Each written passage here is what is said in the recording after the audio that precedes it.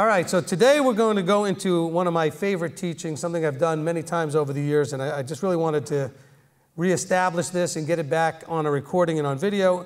To he who overcomes. Okay, to he who overcomes. And because I think that as we're going into even this season, we have a lot to overcome.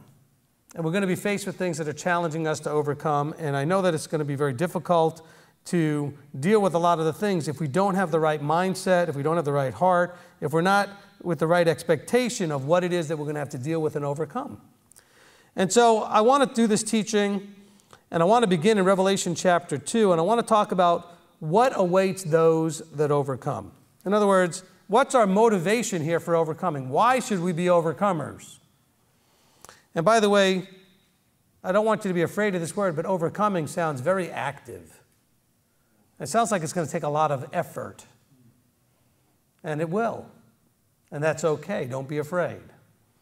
But let's see what awaits those who overcome. Revelation chapter 2, in verse 7, we are dealing with here as he's talking to the various assemblies.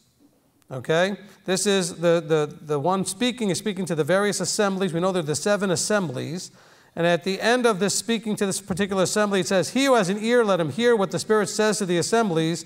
To him who overcomes, I shall give to eat from the tree of life, which is in the midst of the paradise of Elohim." So who gets to eat of the tree of life? The one who overcomes. So I don't know about you, but that should be enough right there. We could end the sermon right there and say, okay, now we have enough motivation right there to say, we should become overcomers. Of course, you need the rest of the message to figure out what it is you need to overcome. And we're going to talk a lot about that, but I want to first give you the incentive. I want to give you that carrot.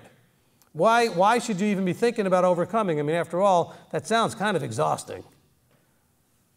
I mean, it sounds a little intimidating. I've got to overcome stuff. Well, I don't know. What if overcoming meant you could eat of the tree of life? That sounds like a pretty good motivator.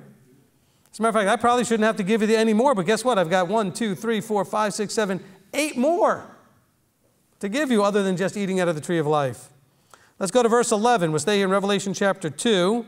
In verse 11, "He who has an ear, let him hear what the Spirit says to the assemblies. He who overcomes shall by no means be harmed by the second death." Okay, that sounds pretty cool. Aren't we warned in one of the apostles' writings, you know, don't be afraid of the one who can kill you, but the one who can give you the second death? Okay, we're supposed to be afraid of that second death. So he says, if you're an overcomer, guess what? You shall by no means be harmed by the second death. Let's go to verse 17. We'll stay in chapter 2 here in verse 17. "He who has an ear, let him hear what the Spirit says to the assemblies. To him who overcomes, I shall give some of the hidden manna to eat. And I shall give him a white stone, and on the stone a renewed name written, which no one knows except him who receives it." Anybody want some of that hidden manna? You know, we're almost like a world obsessed with wanting the secret hidden Gnostic stuff. You know, I refer to it jokingly as that new doctrinal understanding crack. But what he is saying here is that you shouldn't be looking for that Gnostic doctrinal new whatever crack. You know, we're like a drug addict looking for that high. But he's saying, look, if you are an overcomer, whatever this overcoming is talking about, he's just going to give you the hidden manna. He's going to give you that. You're not going to have to go buy it at a conference in the marketplace, you know, for $40 for a couple of DVD set. Or you're not going to have to get a membership on somebody's site, and especially get, you know, if there's multiple tiers of membership, you don't have to get that highest one just to get the very secret special stuff. He's going to give you the hidden manna. Go to verse 26. We're still in chapter 2 of Revelation. He says, "And he who overcomes and guards my works until the end." Now we're getting a little bit more, this sounds even more tough. I've got to do this until the end? Yes, until the end. "To him I shall give authority over the nations." Oh, we strut around. Oh, we're a kingdom of priests. We're somebody. Not yet, you're not. Not yet. But he did say, if you overcome and guard, he says, and guard my works. Okay, there's that. I know that's a very scary word, works. Oh, no, we don't deal with works. Works are evil. They've all been done away with. I don't know. This is the end of the book. This is Revelation. And he actually mentions until the end. So this is after Yeshua said it is finished. So obviously what he said was finished wasn't including this. Because we should all understand that when he said it is finished, he was only referring to the things he was supposed to do up to that point. It wasn't referring to anything else. Actually, this would be a good time to give this sort of metaphor picture. If I took all of you and gave you a bunch of tasks in this building, and they were in different parts of the building, and each of you had your own individual task, and let's say you completed or finished your task and came to me and told me, I'm finished, it is finished, did your coming to me finish everybody else's task? Did it affect their task in any way, shape, or form? So if I gave you the task of cleaning up the kitchen, and you finished that, did that have anything to do with the classrooms? Or the bathrooms? Or, you understand what I'm saying? So Yeshua, when he said it is finished, he simply was saying, my Father sent me to do something while I was in the flesh. And by the way, only what he was supposed to do in the flesh was finished, because he's still got more to do, doesn't he? Isn't he coming? So obviously it's not all finished. What was finished? What he came to do in the flesh, because he's about to then leave the flesh. So he's simply there about to give up the breath and to die so he can be resurrected. He's simply saying, what I came to do is finished. It's completed. So we're told here, and he who overcomes and guards my works, so there are still works to guard, and I will put out there that I believe that is his commandments, his Torah, his instructions, what he's told us to do. This is why I've also done in one of the other teachings where it says something about, greater works you shall do. Yeshua's talking. Well, what works is he talking about? Torah observance. You're going to observe the commandments. You're going to help people out to learn and to keep. These are good things to do. He says, but he who overcomes and guards my works until the end, I shall give authority over the nations. So if you want authority over the nations, there's a lot of overcoming involved in that. Now let's continue now in chapter 3. We're still in Revelation chapter 3, and we read verse 4. He says, nevertheless, you have a few names in Sardis who have not defiled their garments, and they shall walk with me in white because they are worthy. And I read that verse going to verse 5, which talks about overcoming, because I want you to understand it's talking about wearing undefiled garments that are white, and they're wearing them because they are worthy. I don't know how else to define worthy, but that it's something that you earn. You can't be called worthy if you do nothing. You have to earn the pronouncement you are worthy. It happens because somebody watched you doing, and based on what you were doing, they thought you were worthy of something. So you earn that. Oh, Rabbi, you're talking about earning salvation? No, I am not. See, as soon as I mention earning or works, people automatically want to link it to salvation. No. Salvation was a free gift. It was made available to everyone at the same time when Yeshua was resurrected. And by the way, it also made it available to everybody that was born and died before he ever was resurrected. Because it says he was slain even before the foundation of the earth. But he also said, I give my life for the whole world. So salvation was made available freely to all as a free gift. However, we can all agree, hopefully, that not everybody ends up in the kingdom. Not everybody gets to be found worthy. Not everybody receives the reward. He says you will be judged according to your works, and the reward is related to that. We have that actually in the very end of the book. We can read that. It wasn't in my notes today, but we can read that in Revelation 22. Revelation 22, and he says in verse 12, and see, I am coming speedily, and my reward is with me to give each according to his work. What reward is he bringing? Any guesses? Could it be eternal life in the kingdom? So that reward is connected to works. He says, I'm coming with my reward to give to each according to his work. By the way, that's the very end of the end of the end. There's no more chapters after chapter 22 of Revelation. That's it. Let's continue back in chapter 3. So he's saying that they shall walk with me in white because they are worthy. Now listen, he who overcomes, verse 5, he who overcomes shall be dressed in white robes, and I shall by no means blot out his name from the book of life, but I shall confess his name before my Father and before his messengers. See, the reason I read verse 4, because if I just read verse 5 by itself, he who overcomes shall be dressed in white robes, it leaves out the idea that these are people that have not defiled their garments, that have demonstrated that they walk in a worthy manner. You know, there's other verses where it talks where you're encouraged to walk worthily of the master. And so we should ask ourselves, what does that mean, to walk in a worthy manner, to be worthy of the master? I think it's in a way that makes him proud, that makes him pleased with you, so he's not ashamed or embarrassed by what you're doing. That's a worthy manner. If you're going to call yourself children of the living Elohim, you ought to walk in a way that brings that title glory and honor and not shame. Amen?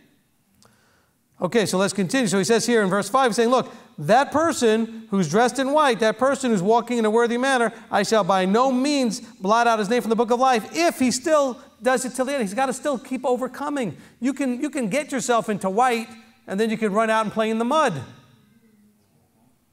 Okay, so you may have cleaned yourself up. That doesn't mean that once you're cleaned up, you're once cleaned up, always cleaned up. I don't know if that's a doctrine in any church, but you know. I have children. I put them in white. Once white, always white doesn't work. Children in their foolishness, and we could be foolish children as grown-up adults, we can still be foolish children, can go out and get muddy and dirty and do dumb things even though we're wearing white garments. And so he's saying, look, to he who overcomes shall be dressed in white robes, and I shall by no means blot out his name from the book of life. Is that not also what we're all desiring? To be in the book of life? He says, and I shall confess that person's name before my Father and before his messengers. Hey, these are big carrots. There's no better carrots than these things. No more better incentive than these things. But if that's not enough, now let's go to verse 12.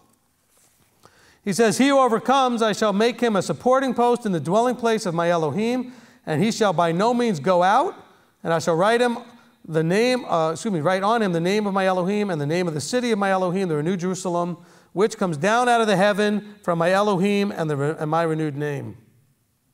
So now it's talking about the New Jerusalem that's coming out. By the way, that's going to take us to Revelation 21, and we'll get there in a second. But don't go there yet, because I want to read one more verse in chapter 3. But it's talking about this renewed or New Jerusalem. So we're going to get to Revelation 21 in a second. But drop down to verse 21 first. So in verse 12, we're told that the one who overcomes gets to be a pillar. Not literally. You're not going to be turned into a big stone pillar, but you're going to be looked at as someone who's a strength, a representative that upholds the dwelling place. A pillar in the dwelling place. A pillar in Jerusalem. Drop down at verse 21. To he who overcomes, I shall give to sit with me on my throne. He says, to him who overcomes, I will give to sit with me on my throne, as I also overcame and sat down with my Father on his throne. To he who overcomes gets to do that. He who has an ear, let him hear what the Spirit says to the assemblies. You know, and I didn't have this in my notes, but we're going to go there in a second. Let me just pull up the verse so I know where I'm going to tell you to go. Give me 1 second. I want to go to Matthew 25, just for a second here, and we'll go back to Revelation. But in Matthew 25, in verse 31, it says, and when the Son of Adam comes in his esteem and shall set, and all the set apart messengers with him, then he shall sit on the throne of his esteem, and all the nations shall be gathered before him, and he shall separate them from one another, as a shepherd separates his sheep from the goats, and he shall set the sheep on his right hand, but the goats on the left, and the sovereign shall say to those on his right hand, come, you blessed of my Father, inherit the reign prepared for you from the foundation of the world. So isn't he talking about what I just read to you in Revelation? You'll get to sit with him on his throne. Is that not an incentive that's worthy of a little bit of effort? As he's describing the idea of sitting with him on his throne as he overcame and sits with his Father on his throne. So we should be thinking about the whole sheep and the goats thing. Of course, that then leads into feeding the hungry, clothing the naked, giving drink to the thirsty, etc. We don't need to go into that right this second, because we're not talking about necessarily the things to do, but the overcoming. What we may need to overcome, though, is our callous disregard for needing to feed hungry and clothe naked and give thirsty something to drink. That cold and hard-heartedness of not caring about people. So back in Revelation 3, it says, to the one who overcomes, I shall give to sit with me on my throne. That's pretty big. Now, if that's not all enough, let's go to Revelation 21. Now, this is the last one I'm going to read here of the verses as we're introducing the incentives here for overcoming. Now, remember, he had read in verse 12 about being a pillar in the New Jerusalem. Okay, we just read that a few minutes ago. He says, we'll begin in verse 1 here, Revelation 21. Now, by the way, Revelation 21, can we all agree, comes after Revelation 20?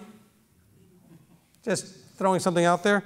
So at the end of Revelation 20, what we do is we see that sin and death are thrown into the lake of fire. Okay? Verse 14, and the death and the grave were thrown into the lake of fire. This is the second death. And if anyone was not found written in the book of life, he was thrown into the lake of fire. There's that book of life thing we mentioned. He who overcomes gets written in the book of life.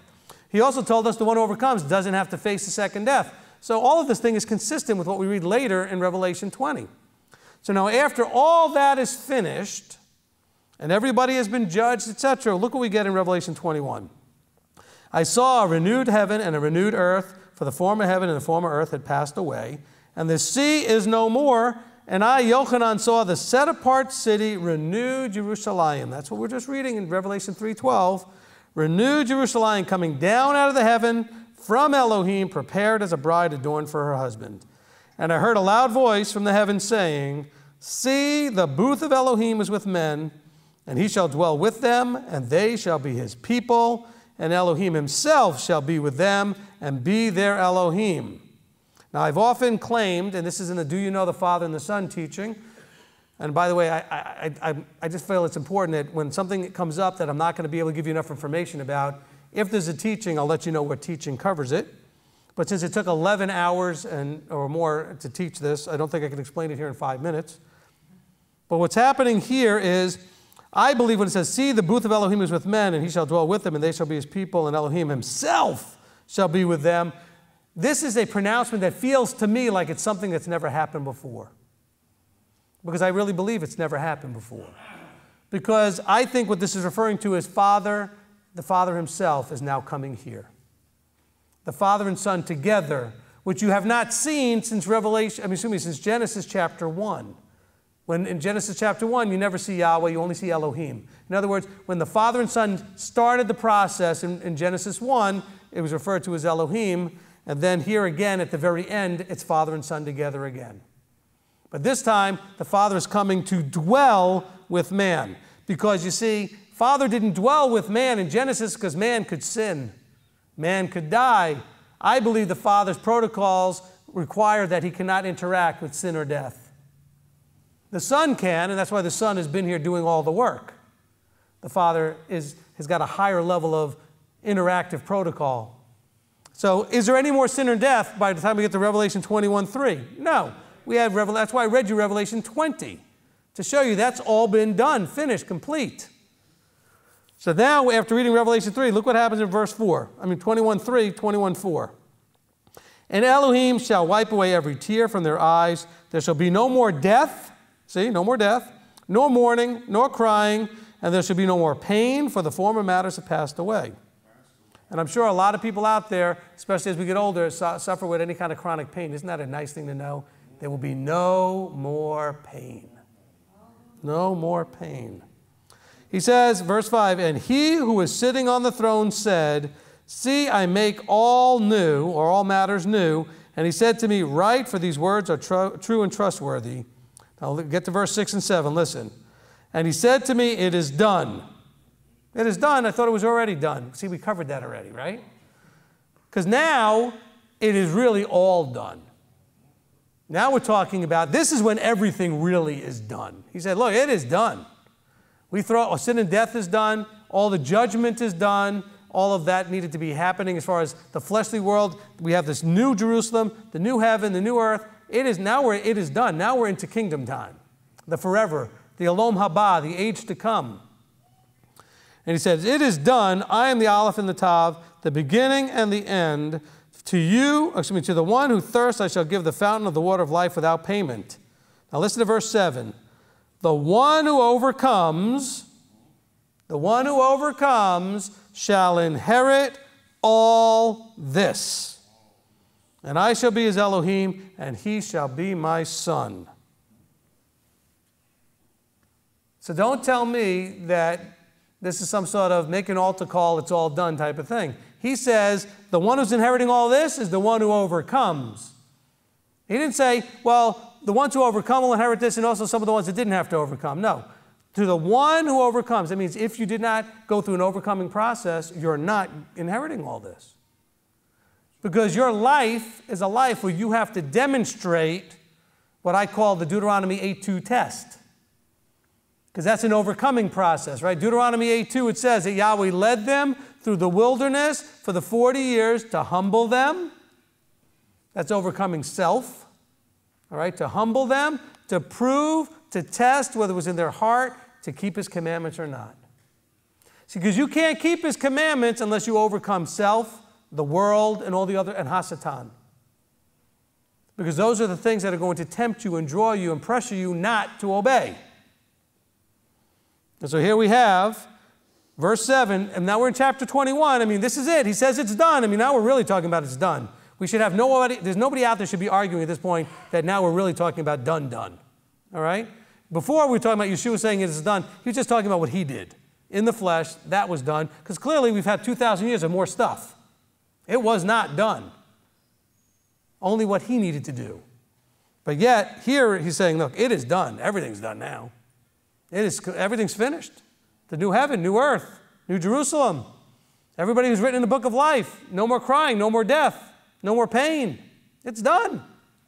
Who gets to be in that? The one who overcomes shall inherit all this. So hopefully, as I've laid this out, you should have a lot of incentive now to be an overcomer. I mean, if I have to give you any more than that, there's no hope. I mean, everything you could possibly be hoping for, everything you could possibly be desiring, everything that you could be looking forward to is based on being an overcomer. I don't see how else we can get there. Now, I'm going to read a list, and I've read this before whenever I've done the teaching, but I'm going to read it a lot slower than I've ever done because I want you to understand what it means to be an overcomer, what overcoming involves. Now, this is a combined definition that I put together from various dictionaries, etc., thesauruses, and understanding all of the words that are connected to give us a full picture of overcoming. And I'm going to go through it slow because I want you to really think about your life and what you are being expected to deal with as an overcomer. Overcoming means to master. So you need to master yourself, the stuff that Abba's giving you to do. It means to prevail over or surmount. So that means that under a challenge, under pressure, under attack, you prevail. When we're talking about challenges, you surmount. It also means to overthrow, to win. So you may need to overthrow some things. It means to win. Overcomers, at the end, they win. Whatever that victory is, he overcomes. That's where the victory is. It means to get control of as by winning a war or to defeat. So it's got in it the idea of this is a battle. There is a battle going on to get control of as by winning a war. Okay, we wrestle not with flesh and blood like it talks about. But sometimes people want to run to that it's not with flesh and blood and they forget the wrestling part. The beginning of that verse says, we wrestle. We also wrestle with flesh and blood. You wrestle with yourself, with that flesh. I'm going to deal with that as we get further into this. So it's the idea of defeating. It also means to conquer, control, to win victory over, to overpower. To conquer what? How about overcoming your fears? You need to conquer your fears. Overcoming your insecurities. Overcoming your self-sovereignty. To gain control over, to conquer, to win victory over. You know what? You may have to overpower these things. Oh, but then we're talking about all this willpower, my strength. No. Your strength combined with his strength. But you know what? If you put in no effort, he's not going to put in any effort. You put in a lot of effort, he's going to meet you and put in a lot of effort. It's kind of like, back in the day when you might have had a job where there was like matching funds for your retirement. I look at this like matching funds. You make an effort, he's going to make a matching effort for you and work with you so that you get there. But remember, if he does it all for you, then why are we even doing any of this? Why didn't he just, after he was resurrected, just start the kingdom and do it all for everybody? I mean, isn't that not a fair question? I mean, if he's not looking to see what you do and watch you and observe you walking this out to see what character you're made of and where your heart is and what kind of effort you're willing to put out there, then why wouldn't he have just started this 2,000 years ago? What would be the point? I mean, it seemed pretty cruel then to make us go through all of this for the last 2,000 years. But he wants to see what we're going to do. To overcome also means to bring to nothing, to crush, frustrate, restrain, or suppress. To bring to nothing, crush, frustrate, restrain, or suppress. There are things that we need to do in our lives that need to be crushed, brought to nothing, frustrated, restrained, or suppressed. We've got desires, we've got issues, we may even have people in our lives that need to be restrained. Some of us need to put some distance between us and some people. Not because we're judging them, not because we're cultishly isolating, just because they are not helpful in our process of where we're going. Because they you're trying to climb out of the pit and they're grabbing your ankles. Because they want you to still be in the mud puddle with them. Because after all, it's much more comfortable when we're all down there together. But yet you're trying to climb out of the pit. You see a light outside the pit. You see a way to climb out. You see Yeshua reaching down his hand to give you a hand to help pull you out. They don't see that. So they're grabbing at your ankle saying, where are you going? So you may need to restrain some of that. You may need to put a stop to some of that. Overcoming also has to do with proving something to be in error or false.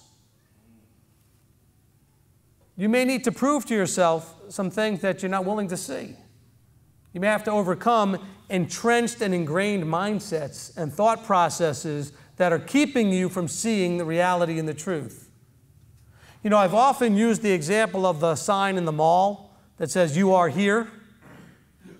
Okay? Because sometimes you're trying to figure out how to get someplace. Now, you're not really, most of the time, trying to figure out where you are here.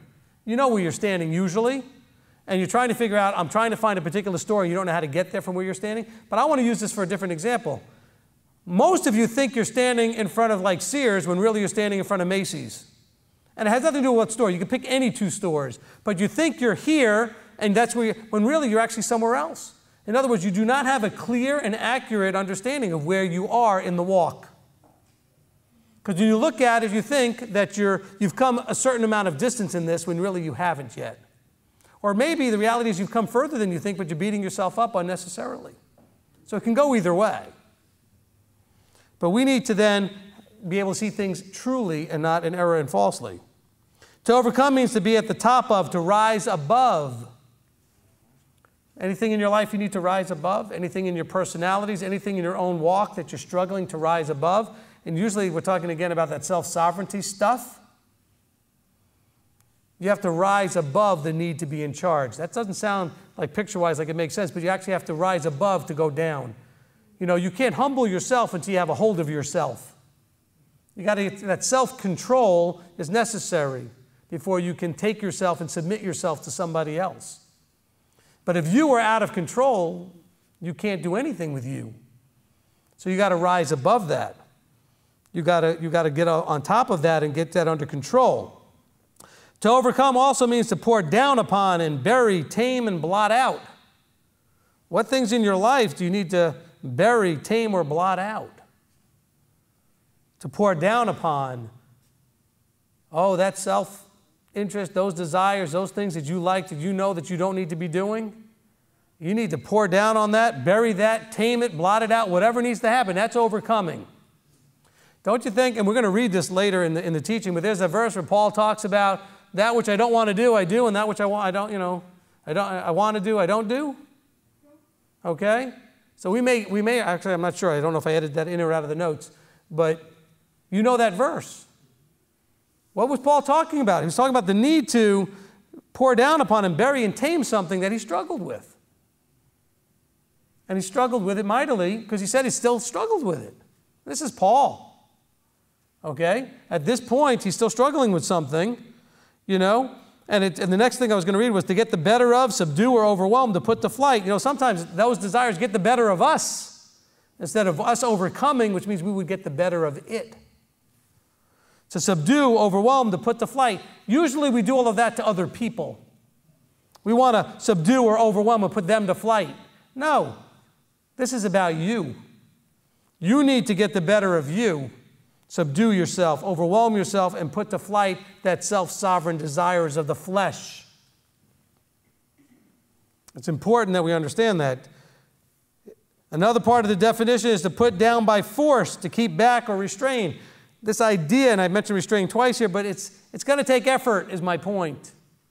You may have to use a lot of force to stop you from being the old you. Not you from being you, but the old you. Because we're looking for the new you, the one that's becoming molded into the image of the Son, conformed and transformed into the image of the Son. But the old you is going to want to keep popping up. You may have to subdue, you may have to wrestle, you may have to really use some force to force that old person down. Bury that old man, so to speak. To overcome means to erase, obscure, get rid of, to bring under control.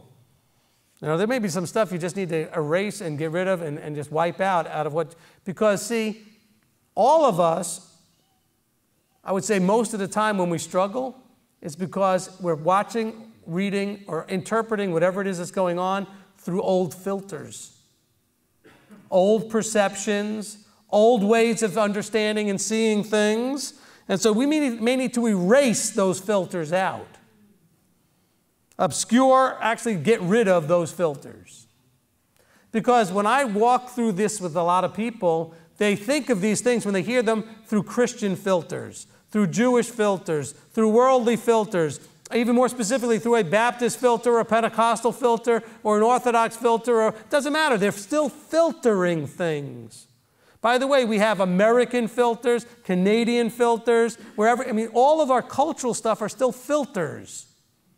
You could have black filters, white filters, yellow filters. It doesn't, I mean, racially, ethnically, nationally, I mean, anything that can be a way of seeing things, we all have all that. We have male filters, female filters, young, old filters. These are all ways that skew our understanding of things. We need to overcome all that stuff. We need to overcome all that stuff. To hold back from action, check, or suppress. We kind of covered that already. To limit, restrict, to keep from being successful, to thwart, and most importantly, in my opinion, to go beyond the limits of. You know, we really need to overcome the way we look at ourselves and thinking that we're not able to do things. But I can't do that. That's more than I can handle. We need to rise above that. To see ourselves the way He sees us. Stop limiting ourselves because of the way we see us. Because you already know what a loser you are. Okay, I have my hand up for those who are just listening and not watching this on video. Okay, you already know how weak you are. You already know how disappointing you think you are in His eyes because you know all the things that you do and you've done. You know all of this stuff, and so you're looking through those filters instead of seeing how He sees how you can be. If you could rise above the old you to become like Yeshua. But you've got to catch that vision of not who you are or who you were, but who you could be. If you'd only allow the maker, the potter, to mold the pottery. Let Him mold you.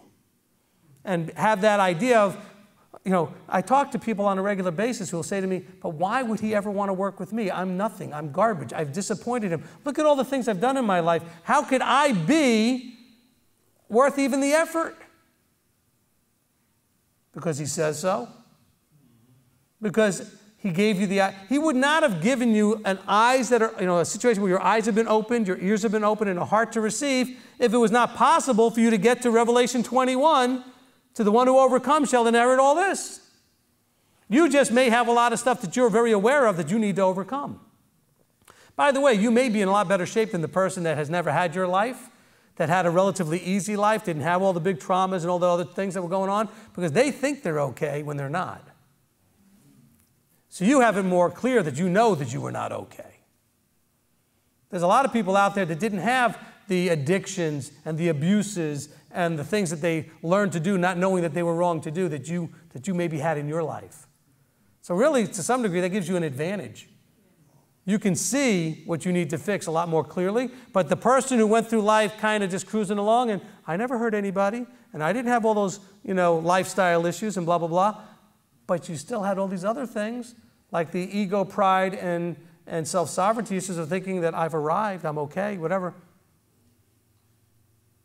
Somewhere between the I'm okay and the idea that I'll never be okay is where you're supposed to be.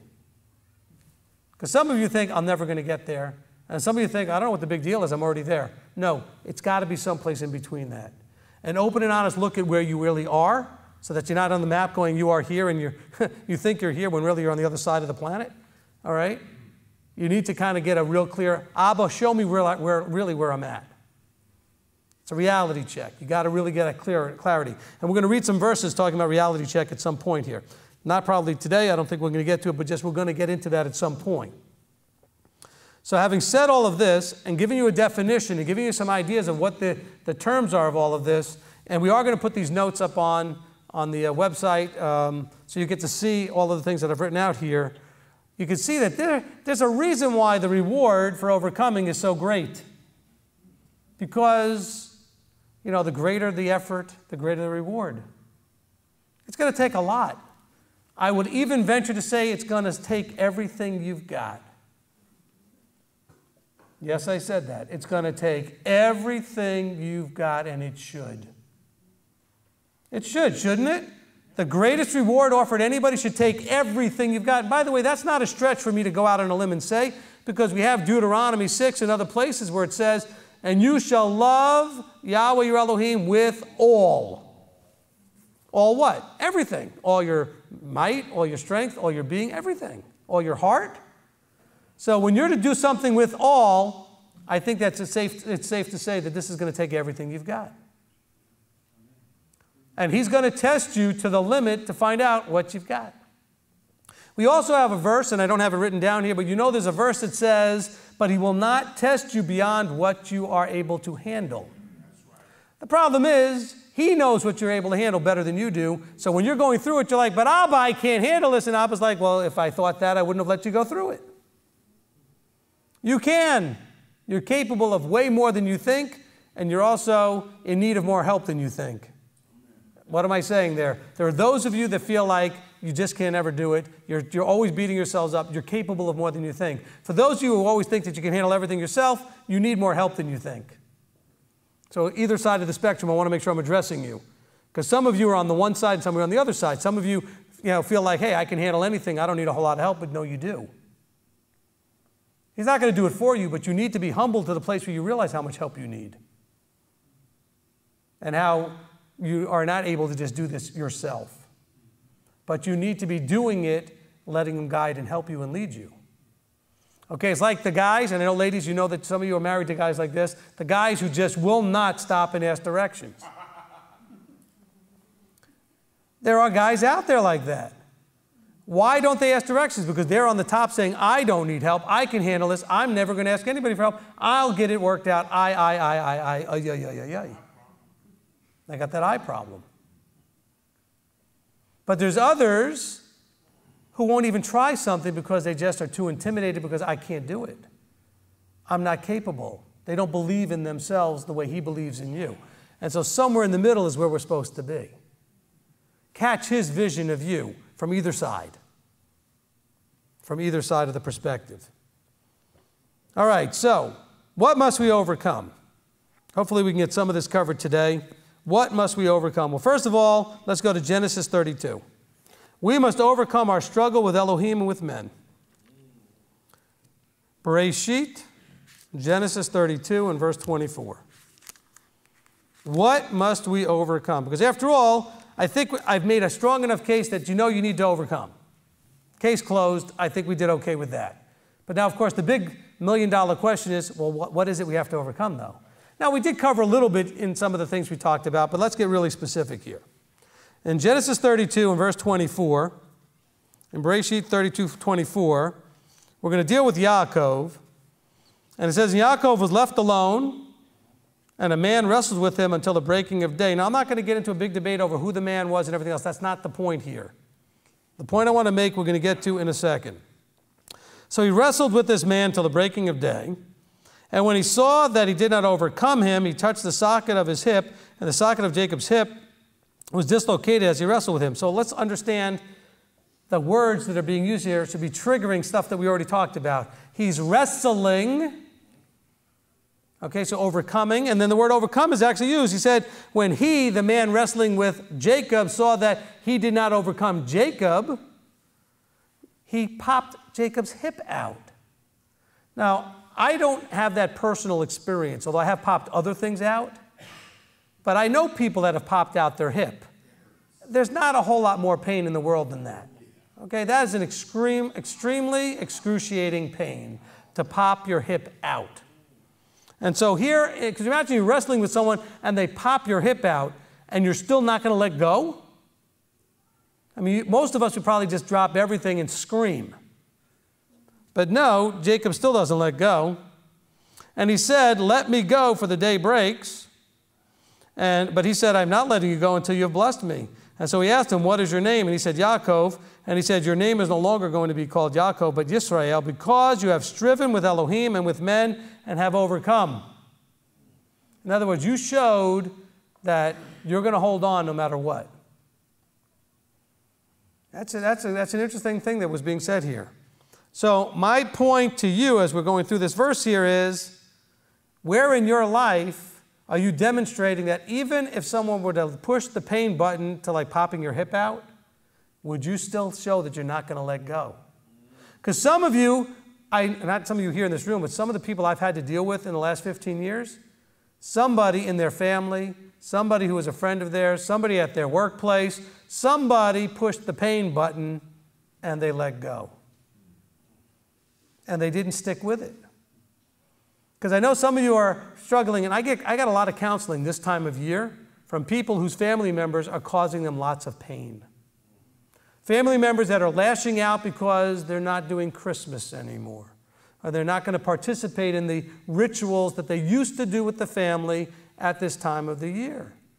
And they're crying on the phone with me because they're in huge amounts of pain because of the vicious attacks they're getting from their family. And I encourage them, be Jacob. Hold on tight. Don't let go, even though the pain is great because your hip is being popped. Because that's where the blessing then came. And so I want to ask you the question, will we hold fast when it's hard and painful? Because, see, that's worthy of Revelation 21 and the verses we read in Revelation 2 and 3 that said, to he who overcomes gets all this great stuff. Well, why? Because you were willing to hold on under all of those horrible conditions. But you held on anyway.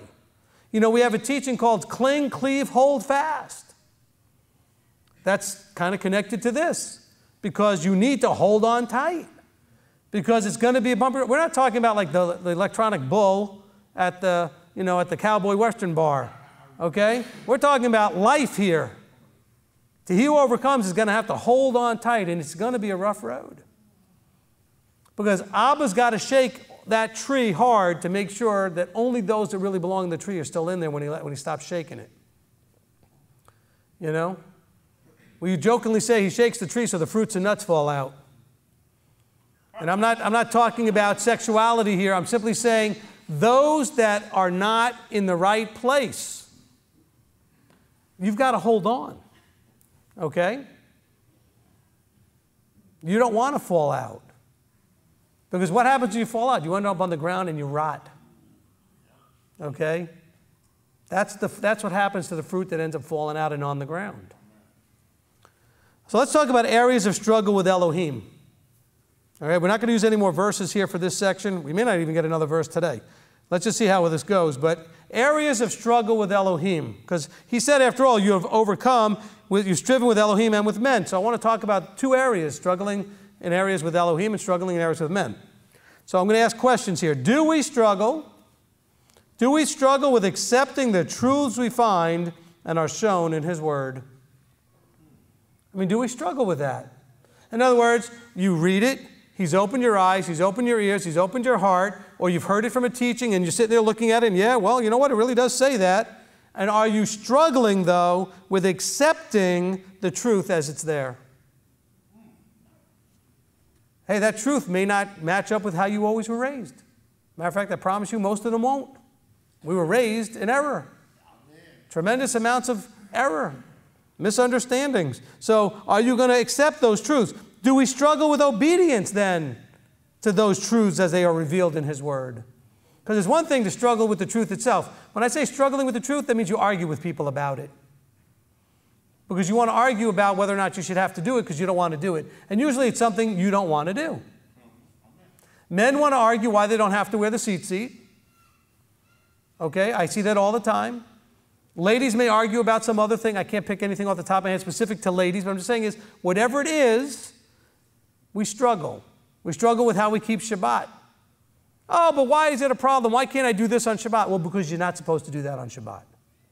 And I'll show you the verses and I show you the places, but still, but I want to, and I don't think that's fair. See, that's you again. Amen. You're struggling with. That's it. Okay, then we struggle with obedience. Because sometimes we don't struggle with arguing that it doesn't say what it says. Sometimes we know it says what it says. We just struggle with actually doing what it says. Because some of you, when we sit down, don't argue with me trying to defend why you shouldn't have to do it or why it should be okay that you do something else. Some of you know what's the truth and you know what it says. You're just still struggling with actually doing it. So that's a struggle right there. Is our struggling evidenced through our reluctance to keep some of the Torah? That's essentially what I'm talking about. Are there parts of this stuff that you have shown and demonstrated a reluctance to do? Or a reluctance to stop doing? Because Torah is filled with what we call positive commands and negative commands. Okay, positive commands are, thou shalt do this, thou shalt do that, keep this, guard that. And negative commands, thou shalt not do this and don't do that. You know, my daughter last night, we talked about because of the things that happened, you know, in Paris and et cetera with the terrorists and everything, you know, she was a little bit scared. And so when she went to bed, we have this very nice plush stuffed Torah scroll. Okay, it's like a stuffed animal, but it's a Torah scroll. And on it is the Hebrew abbreviations for the Ten Commandments. And so she was asking me, you know, Daddy, what does this say? And so I read her the Hebrew, and she started noticing all of the ones that start out with lo. Lo in Hebrew means no. And 7 of them start out with no. So you actually have in the Ten Commandments, you have 7 negative commandments. Okay, don't worship idols. Don't take my name in vain. Don't murder. Don't steal. Don't commit adultery. Don't bear false witness. Don't covet. 7. Okay, then you have 3. He says, I am Yahweh your Elohim. If you're looking at it from a Hebraic point of view, I am Yahweh your Elohim is actually the first commandment. You shall have no other gods before me actually is the second commandment, the way they see it. I am Yahweh your Elohim is commandment 1. It's a positive commandment. Okay, then you get to the 4th commandment. Remember, guard the Sabbath day. Positive commandment. Okay, there's a positive commandment. And then honor your mother and father. Positive commandment. There's your 3 positive commandments. If you are someone who has looked into the 613 commandments as being an arbitrary number of trying to figure out what all the commandments in the Bible, in the Tanakh, the Old Testament, well, there's 248 positive commandments. There are 365 negative commandments. Okay, so here we are and showing our reluctance to deal with these things. So that's why I say sometimes we're reluctant to stop doing and sometimes we're reluctant to do. And probably more with the stop doing because that's why there's more commandments about the things you need to stop doing or not to do. We still struggle with these things. You need to go, if you want to be an overcomer, you're going to have an honest and open conversation with him and with yourself. And say, Abba, show me where I'm struggling with you. Where am I not accepting the truths that I'm finding in your word? You've asked him to reveal these things. Have you not? I mean, you have sat on your knees, gotten on your face and said, show me the word, show me the truth. And then he does, and you're like, yeah, but I didn't mean that one. Show me a different one. Show me one that deals with like Daniel 9 and Matthew 24, because that's the stuff I want to learn about. No, he's going to show you stuff that changes your character, your behavioral patterns, your lifestyle,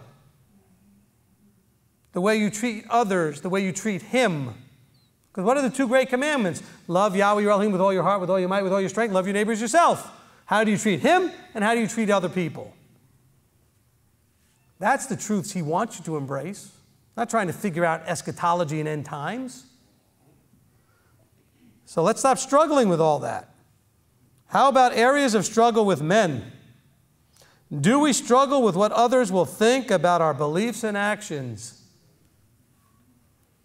This is a good time of year for that.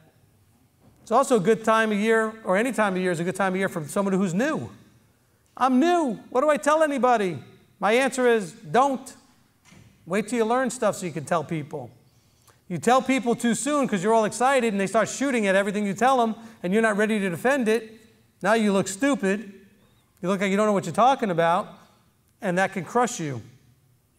You know, I have often said the reason we teach in this ministry the style that I teach is because I want you to understand so that you can do, so that you can defend, so that you can teach. But you may only early on know enough to do, but not to defend. You understood it, so you started doing it, okay? Well, guess what? That's only step 1 and step 2 of the process. You have to understand it so that you can do it. But that doesn't mean you know enough to defend it. It takes more study to know the verses, especially to know the verses that they are going to throw at you to poke holes at what you're doing. And so if you're not prepared to answer those verses, you're not ready to defend. That's why sometimes a teaching that could have been in 3 parts is in 10 parts, because I want to cover all the things that you will need to defend what you believe. So that means I have to not only make a strong case for the point itself, but I got to make a case for how to handle the counterpoints you're going to face. And then lastly, you should be able to teach this. Because after you defend it, you should be able to, if someone's open, be able to show and share and teach it to them. But we struggle. We struggle with others, what others will think. Look, you should be only concerned with what he thinks. He meaning the Creator. I'm pointing to the sky here, up. You know, that's the only one you should be concerned with. Because people will say to me, oh, but I don't want to offend my mother. Well, what about offending your Creator? Oh, I don't want to offend my brother. What about offending your Creator? You're choosing to offend one or the other if you're going to compromise in a way that is not honoring to your Creator. Okay, so what happens this time of year? Grandma, mom, somebody really close to you who you love dearly and honor and respect dearly wants you to come over for Christmas dinner. Can't go. Can't do it. Oh, but she's going to be crushed and mad, and maybe she will. I don't want her to be. You don't want her to be. And I'm not being callous about this. I understand it's going to be a hard thing to deal with. But then if you go, you're choosing to disrespect the one who's shown you that that stuff is not something he wants to be a part of. Do you understand? You are making a choice of offending him instead of offending them. And so we have to be really careful. Are we struggling with what other people are going to think? Men don't want to put the seat on. Well, I don't know. I mean, women wear accessories and stuff all over the time and all kinds of different things, and usually they get excited when they see each other wearing some of the latest and the greatest. But then a man walks with something all of a sudden on his clothing. Oh, man, the guys are going to laugh at me. They're going to mock me. They're going to do something. No, they're not. And if they are, they're not going to do it to you. Listen, I've been wearing tzitzit for a very long time, and I've never had anybody at least do it to my face. Never. Okay? I've had people come up a few times and ask me what they were. Even that's rare, because they're embarrassed to even ask. Okay? They actually are. They're uncomfortable. As a matter of fact, I've had people standing in front of me, and ladies, this is where some of the men will finally get to know what it's like to be a woman, where the guys are not looking you in the eye. You know that feeling, ladies? Okay? Well, guys, when I talk to other people, I can find them staring at my seat. They're not looking me in the eye. They're looking down at my seat, and I know they want to ask, but they're not asking. but they're not looking me in the eyes, so I follow their eyes and I know what they're looking at. And so sometimes I've had to say to them, it's okay, you can ask. And they're like, what? I said, I know you're looking at my seat here. You want to know what it is or something, you know? So I kind of free them up to ask that question. But the thing is, some of us struggle to put them on because, well, what are people going to say? But you know what's funny? You're the same people that tell me all the time, oh man, I wish people would give me an opportunity to talk to them about Yahweh. Well, there was your opportunity. Put on something that's a great conversation starter, and it's also obedience. And then maybe you'll get a conversation started. But by the way, just a sort of FYI attached to that, if they ask, bear in mind that they may just be curious and not interested. So please don't vomit all over them, as I like to say often. Okay, don't just spew everything you know at them. Just answer their question. Because if they're just curious, there won't be a second question. And 99.999% of the time, when anybody's asked me, once I said, oh, by the way, that's from the Bible, as soon as I said the word Bible, they were done. Oh, yeah, no, that's okay, whatever, I get it, you know. Okay? I don't even get to say Numbers 15 and the other stuff that Okay, if they're a little bit more curious, I may get to the Numbers 15 and then match it up with Matthew, where the woman with the issue of blood and that she's reaching up to grab his seat, that kind of thing. But unless they're interested, they won't ask more questions. Let them set the pace. That's the only way you can know how interested someone is. Answer their question and then wait. If they're interested, they'll ask another question. Now, even if they're curious, they may ask one or two questions. My father has no interest whatsoever, but he'll talk to you all day about this stuff. He's curious. He thinks it's interesting. He's not interested. Does that make any sense? Okay?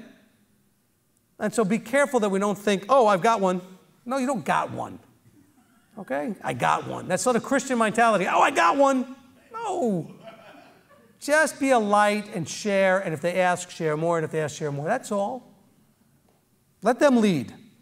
I mean, just like, this is like, I hate to say it this way, but everybody that can relate to this would be like a woman or a man in the woman's role trying to lead while dancing.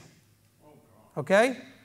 Let them be the man, let them lead. Let them lead the conversation. Okay? Let them set the pace. Don't try to drive the car from the back seat or lead the dance when you're actually the woman supposed to be being led and follow and submissive to that feel. Let them lead. Feel their lead and respond to their lead. That's the best way to deal with people when they're asking questions. Okay? Be sensitive to them at the pace that they're able to handle. All right, what else can we deal with in our struggle with men? Do we struggle with peer pressure to conform to this world? Oh, some of us have a crowd we used to hang around with. And that crowd does a bunch of things that you no longer feel are appropriate. Well, it can be a lot of pressure. And so we have to look into that. We have to ask ourselves open and honestly, do we struggle with any peer pressure issues?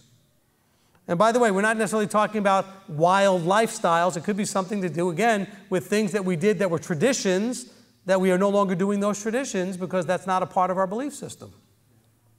What about our struggle with what people will think of our claim to be Israel? There are people that really struggle with that.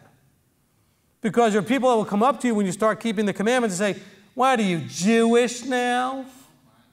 They never just say, hey, by the way, are you Jewish now? No, it's always sort of, what are you, Jewish now?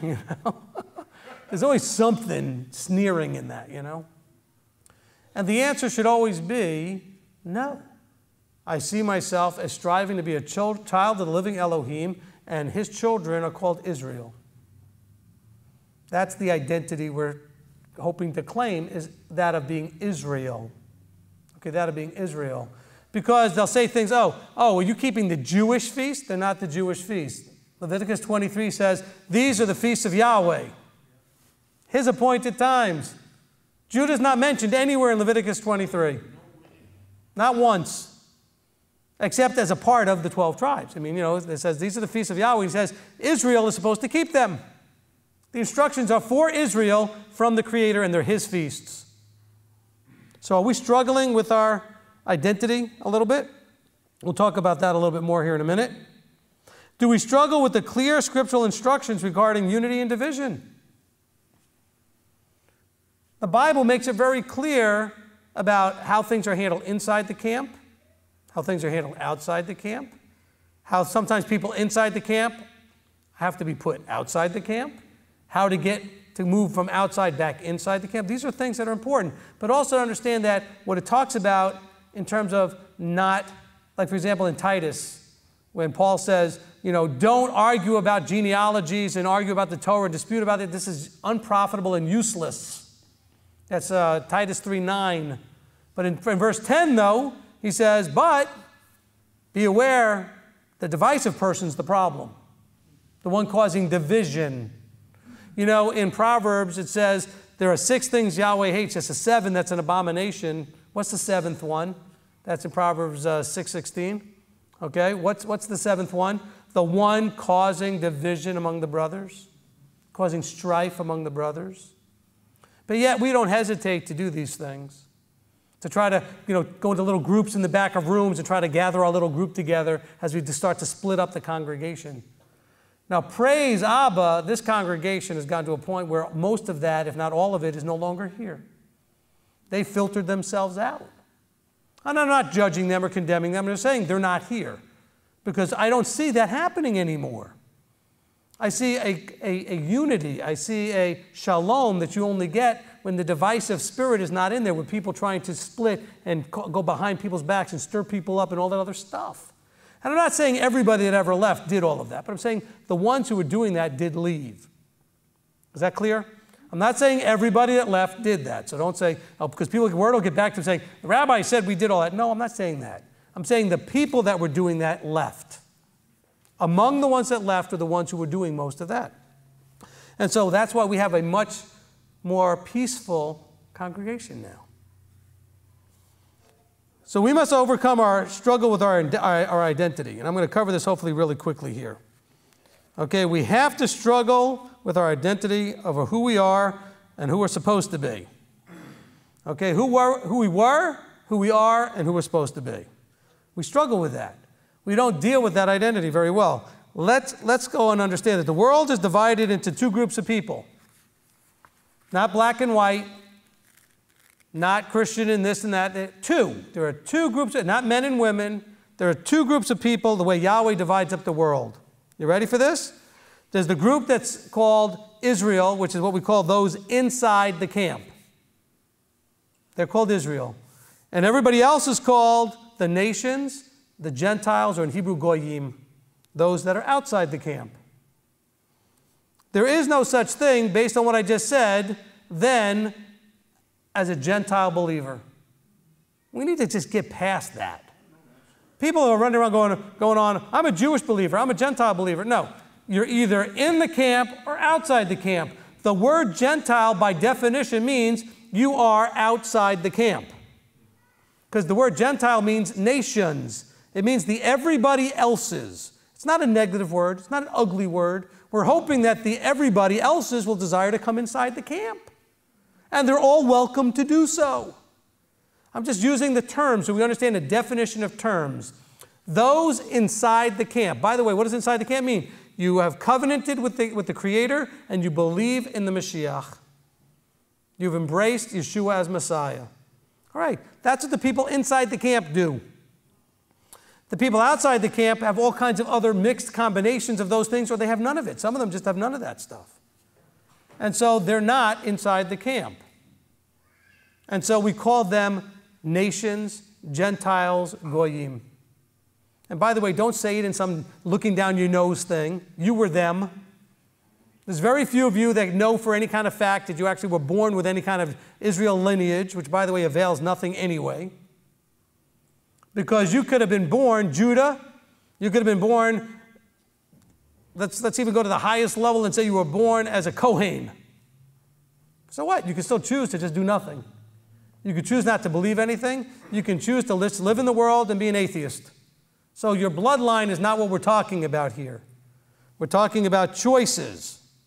But I just want to make sure we're defining terms as we go forward into this, and the rest of it we're going to have to get into next week because it's already getting after an hour here. But let's understand that the argument I'm going to make, in case I'm going to make next week, which, by the way, is in a 4-part teaching called The Identity of Israel, Past, Present, and Future, which I probably need to redo because that's not on video either.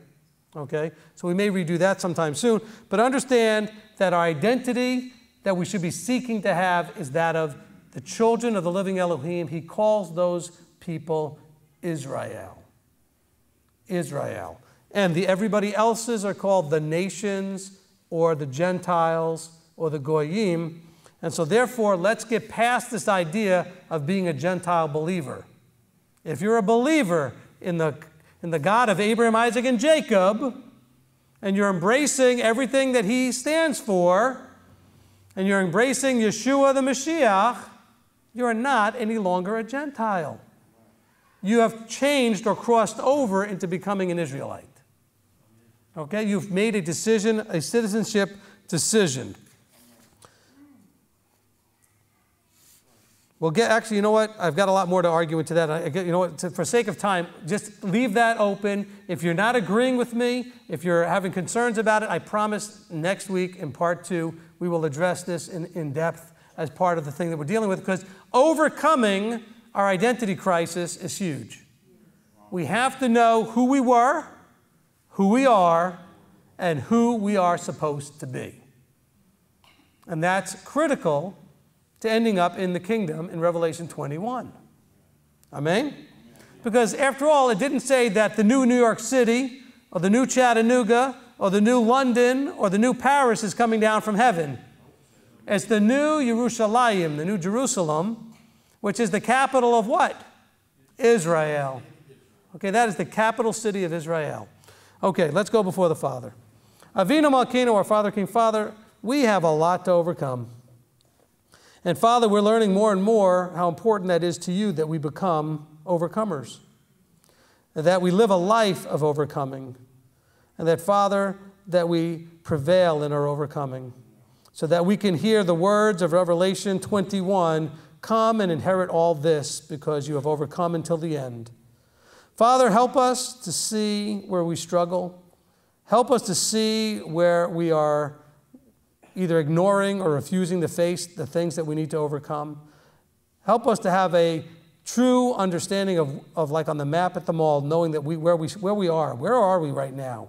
In this process, in the timeline, in the growth process of becoming more and more like your Son, Yeshua. Father, help us to get that reality check so we see us the way we really are, the way, so we understand where we're starting. But also help us to see what you see as our potential. What you see as where we can be, that we can become like Yeshua. Father, give us that inspiration and guidance and strength to know that while we have to put in the effort, that you are there the entire way, encouraging, supporting, and helping where needed. That, Father, we embrace that you're not doing it for us, nor do you have any interest in doing it for us, because that will not serve your purposes, but that you will be there to let us know that we can do it if we trust in you and rely on you to guide and to lead and to help.